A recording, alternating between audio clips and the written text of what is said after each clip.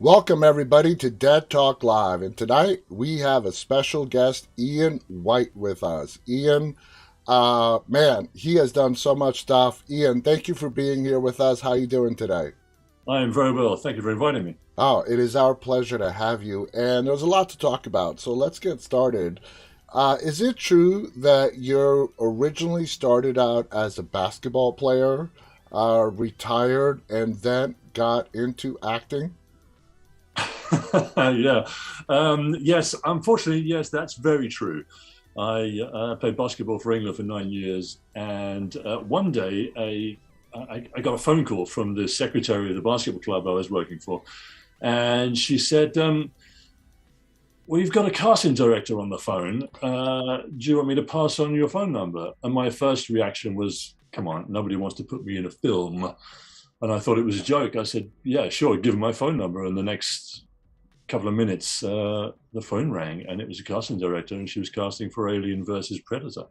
So you literally got picked from the basketball court to appear in this really highly anticipated film, Aliens versus Predator. That is just phenomenal. Did you know of the franchise Aliens, Predator, and there was big speculation in the years prior that they were going to combine the two? Did you know what you were walking into? Well, I kind of knew what I was walking into. I was aware of the franchises in their separate forms, the Alien franchise and the Predator franchise, but I was blissfully unaware that they had combined in a comic book form, and I knew nothing about the upcoming movie. I said to the casting director, "says Is there anything that I can do to prepare for the audition?" She said, "Yeah, just watch the movie." So I just went through it frame by frame. Now, prior to that, you said you were a basketball player. Did you have any kind of acting training, theatrical, or any of that? Well, it depends how far you want to go back.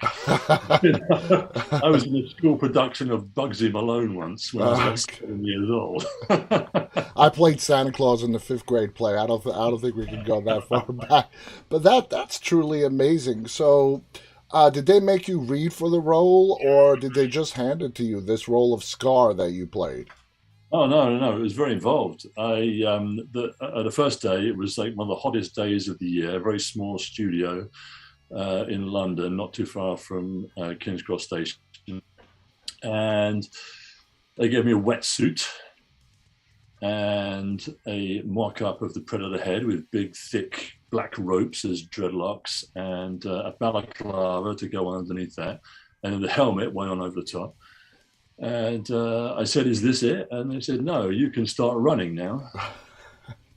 So I ran around in circles for about 40 minutes, doing little sort of action pieces to the camera because she was filming the whole thing. And then at the end, she said, "Okay, you can stop." She said, "How was that?" I said, "Well, I'd be lying if I said it was easy. It's not easy, but I can do it." And the next day, I met the director, Paul Anderson, Hmm. just long enough for him to put his gin and tonic down and look up at me and say, "Yeah, okay." And about 2 or 3 weeks after that, I flew to Prague to meet the award-winning creature effects designers, Tom Woodruff and Alec Gillis. And it was only about 2 or 3 weeks after that meeting that I got the phone call from the producer offering me the part. So it was a very, very drawn out process. That's an amazing story, though.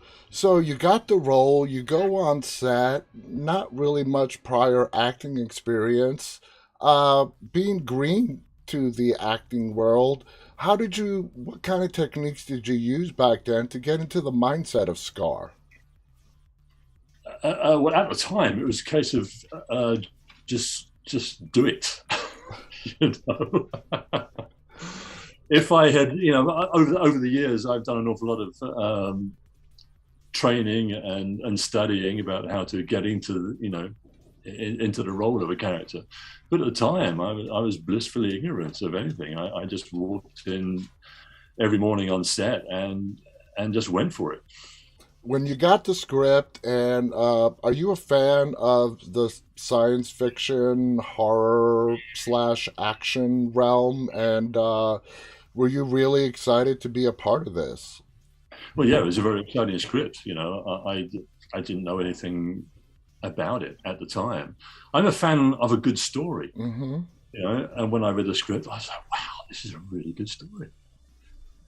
And the movie was great. I loved it. I love the story that came up. Of course, in Antarctica, where the predators come and they've placed these aliens, and their pure motive is to just do battle and hone their predatory skills. And here, these group of humans come to see what's going on, and they end up getting slaughtered. Uh, I mean, that movie was very involved with special effects. Did that lead further down in your career?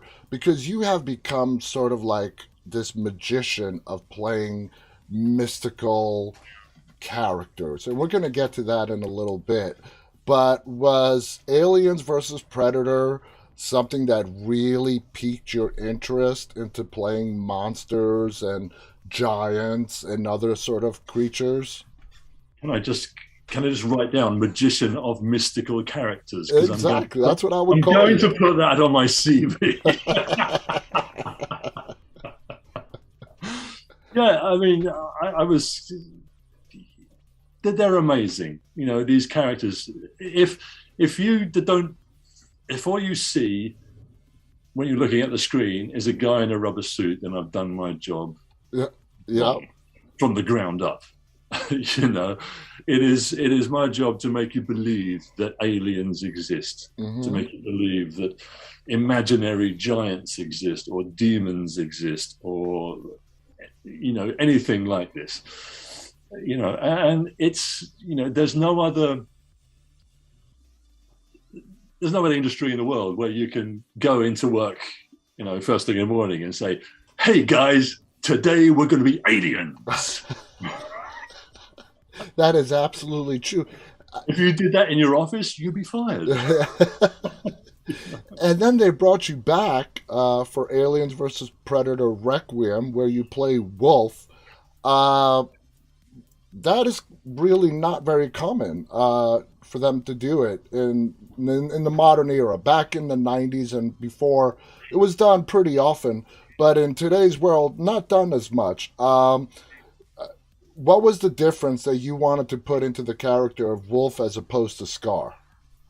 But about 3 years elapsed between AVP and AVP Requiem, and during that time, I was doing a lot of training, a lot of martial arts training, and I was studying with a teacher, an obscure Chinese martial art called Bagua, and it has a lot of rotational movements and walking in circles, and it's a very, very elegant martial art.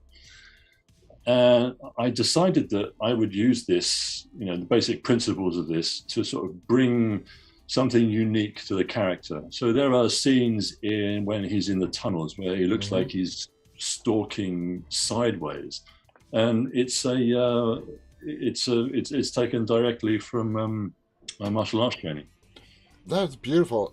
Would you say those roles helped you? Now let's fast forward to Game of Thrones. Okay, you've played four different characters on this mega hit show on HBO. I mean, calling it a mega hit show is still an understatement. Uh, is that something that the producers approached you to do? Did you volunteer to play the White Walker, to play the Giant, Wan Wan, and all these different characters?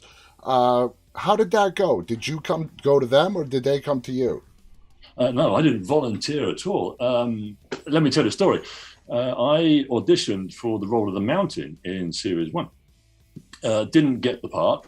Saw who did get the part. Was like, wow, he's absolutely perfect, and got on with my life. And about 3 months later, the phone rang, and it was the producers from Game of Thrones, and they said, "Listen, we've got a part for you. Don't have to audition. It's the White Walker." And I've got one scene in the first episode.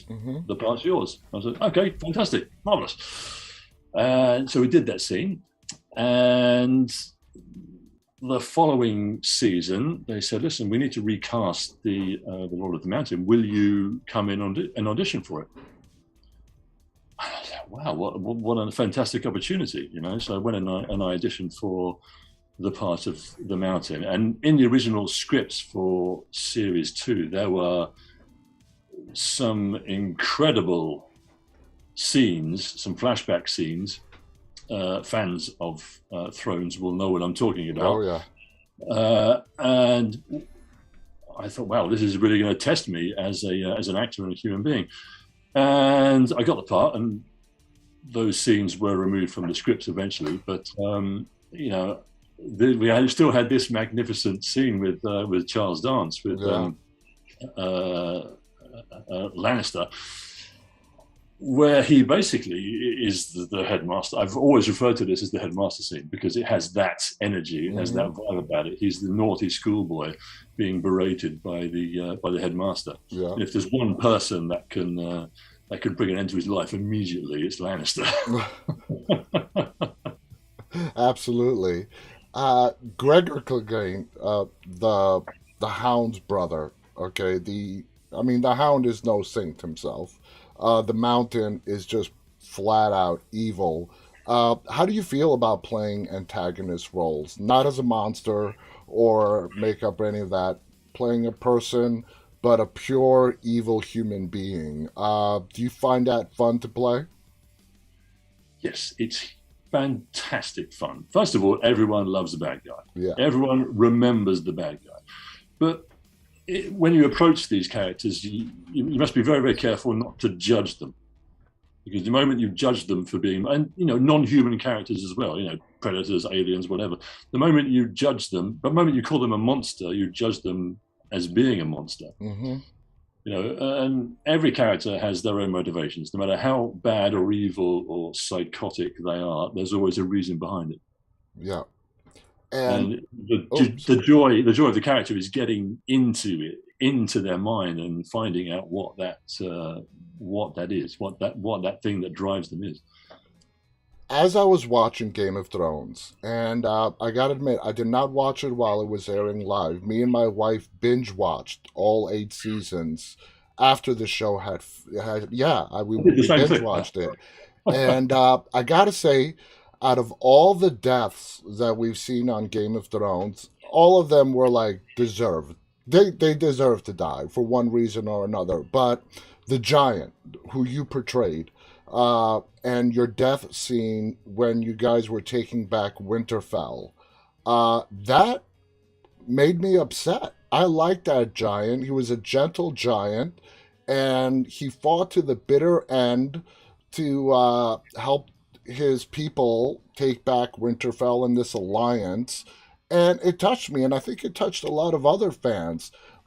What was your attachment to that character, the giant north of the wall, coming down and forming this alliance and ultimately dying at Winterfell by a hail of arrows? But what I loved about this character is that it was the first time in the whole series of Game of Thrones, the whole saga, that we see a character, one of these aloof semi-savages, display anything approaching humanity. Mm-hmm. He had a purpose. He had a role to play. He had a story arc, all of his own. And it was great to see it through to the end, from the beginning, because these two giant battles, the Battle of Hardhome and the Battle of Winterfell, bookend his entire story. Mm-hmm. And it was such a joy to play a character that is so clearly defined. And it is, and you feel a lot of sympathy for him because his people have sort of become extinct. He's one of the last living giants. And it was very heartbreaking when he died. How extensive was the CGI, and how did they make you from you with, I'm assuming you had to wear all this rig on you for them to CGI the giant. How complex was that? Very complex process, actually. There are several elements. First of all, the makeup. When we're talking about the stuff that's on me, we have the prosthetic makeup process, which is about 3.5 hours. Excuse me. The costume is all real, and it has substance, and it smells as well. You know, it smells of Game of Thrones. It smells of leather and fur and other Game of Thronesy things. And anything that I have to interact with, so for example, a castle door, that is reduced. Those props are reduced by 2/3. Yeah. So again, they help to sell the size of the giant. I don't come in until the scene is edited down. So everything that involves a human action is done first. Mm-hmm.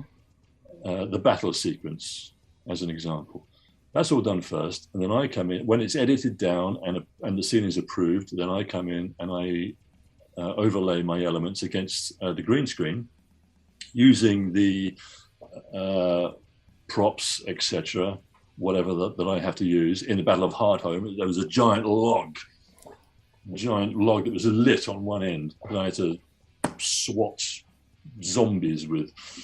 And I was on this massive treadmill, and they kept turning it up faster. I'm jogging along on this treadmill with this giant log. Yeah, so everything is done first, and then I come in. And my elements are the last elements to be shot. Wow. You have worked on so many science fiction movies, television shows. As far as sheer awe in sets, budgeting, makeup that you have seen, which project for you was like the most impressive? Goodness me, putting a guns. I know you've done so many. It's like, which one? What, the Aliens? Yeah. Well, they all mean different things for different reasons. You know, AVP was my first film, so that's obviously very, very special to me. Game of Thrones was just the most, you know, it was the #1 TV show in the entire world yeah, almost 10 years. So that's very special in that respect. Prometheus, working for Ridley Scott on basically what was an idea in his head for 30 years. Exactly. And to finally bring that to life, that was very, very special. And that's actually my next question in regards to Ridley Scott. The man, I mean, a legend with Alien, Prometheus. What was it like working with Ridley? You know, he's a genius. He's an artist, and he's a gentleman.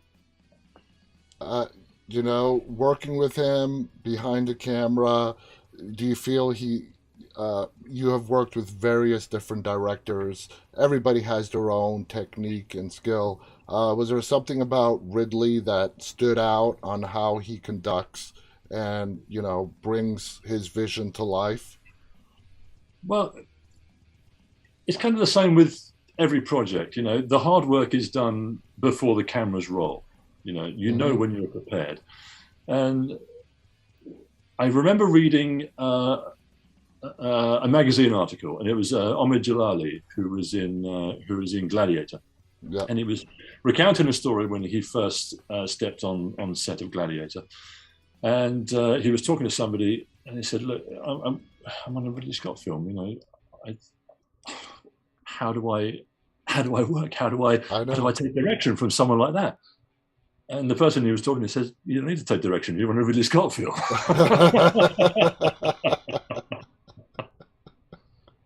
It's such a relaxed atmosphere. You know, as soon as you walk on set, there was one scene that we did with Guy Pearce and Marko Vizaniaris. We were there. There was a break in the camera setup. We shot one take, and then there was a break in the camera setup for some technical issue. Mm-hmm. And I just struck up a conversation with Guy Pearce, and we just stood there talking, and what ended up being about 40, 50 minutes. And he's just, That, he's a legend. But once you start talking to them, they're just regular people, and it's amazing the when you talk to people like Ridley Scott, just and you get to hear their thoughts. Just you get a sense of where the brilliance and the creativity really comes from, and I think that's what makes them so special.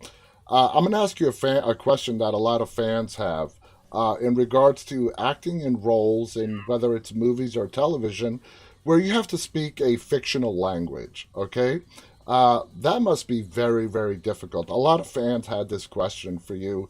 How do you go about not only a language that exists that you don't speak, but a fictional language? How do you prepare for that?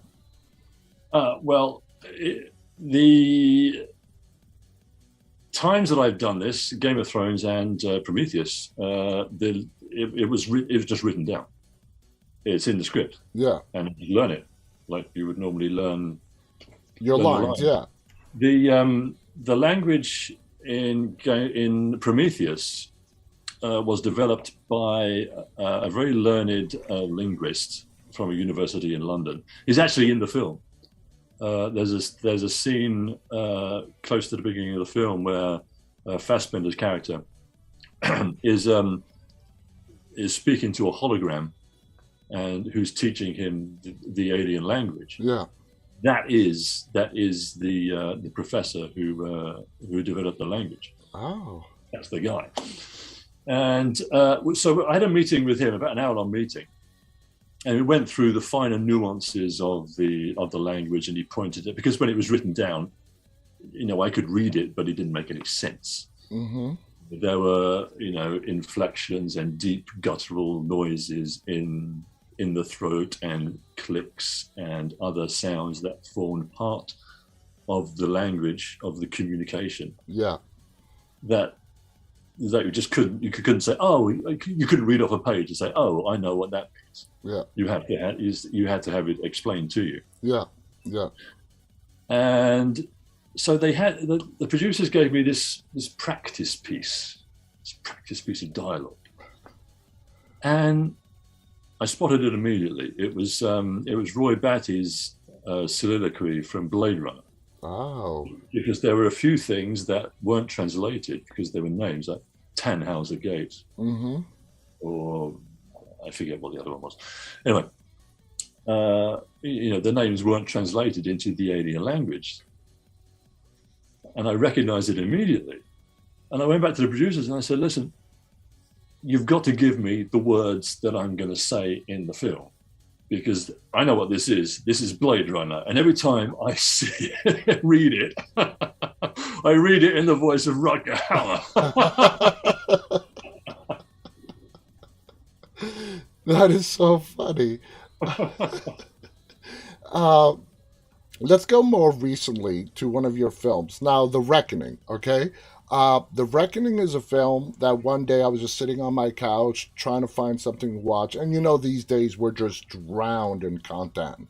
And trying to find something to watch is a pretty complicated ordeal. So I came across The Reckoning. The synopsis sounded really good. I ended up watching it. I loved the movie. You play Lucifer in The Reckoning, which is a break. It's really different from some of the other characters that you've played. So how do you get in the mindset of playing Lucifer himself? Well, you see, those scenes were a figment of Charlotte's character's imagination. Yeah. She's undergoing this arduous, prolonged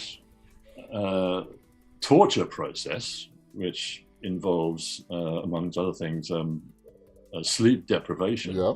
And every time she drifts off, she dreams that she is visited by the devil. Mm-hmm. So everything in those scenes is a figment of her imagination. I just literally had to play along with her. Neil Marshall, he showed me this piece of art which inspired the whole scene. and it was this demon, this giant winged demon with his huge wings, embracing embracing a naked woman.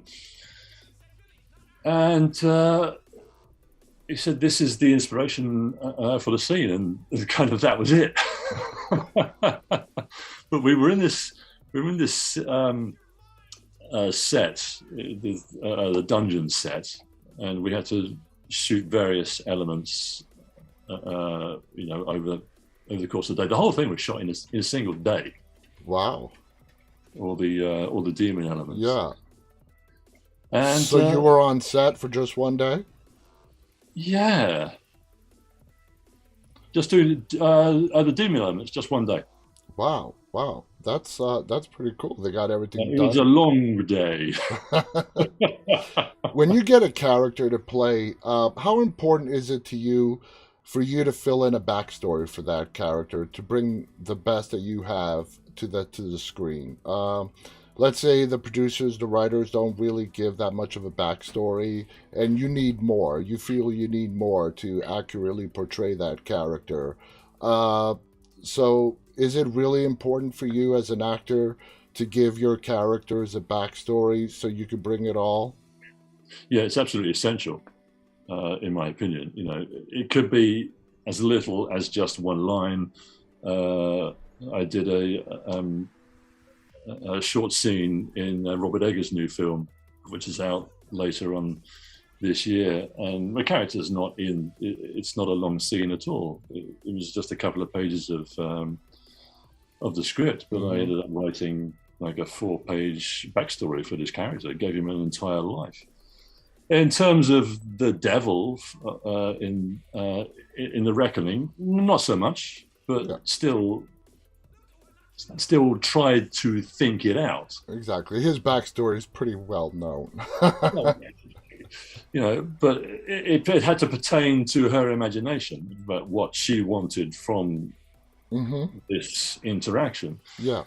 It depends on the character, but you've got to do some thinking. This is it's